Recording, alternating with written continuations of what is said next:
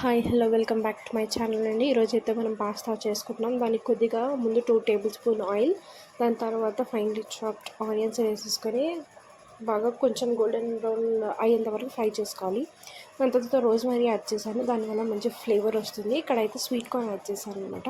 మీరు ఫ్రోజన్వి కూడా యాడ్ చేసుకోవచ్చు. దాని తర్వాత క్యారెట్, క్యాప్సికమ్,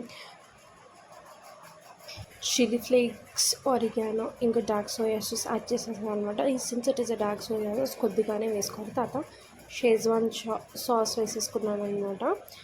షేజ్వాన్ సాస్ వేసేసుకున్న తర్వాత బాగా మిక్స్ చేసుకోవాలి. దీని తర్వాత కొద్దిగా వాటర్ వేసుకోవాలి so that it gets mixed well.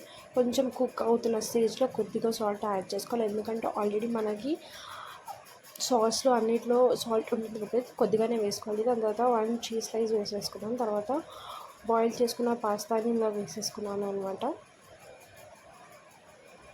మీరు ఇందులో కావాలంటే మీకు ఇష్టమైన వెజిటేబుల్స్ కూడా వేసుకోవచ్చు, మ్యాండేటరీ ఇది కాదు. కాబట్టి రోజ్మెరీ కూడా స్కిప్ చేసేసుకోవచ్చు. మీకు ఆ ఘాటు ఫ్లేవర్ కావాలంటే వేసుకోండి, లేదంటే స్కిప్ చేసేసుకోండి. దాని తర్వాత నేను కొద్దిగా ఇది బటర్ వేసేసుకున్నాను అనమాట. ఆ క్రీమీనెస్ కోసం బటర్ వేసేసుకొని బాగా మిక్స్ చేసేసుకోవాలి. మళ్ళీ అంతే అండి, వేడి వేడి pasta ready. Thank you, bye.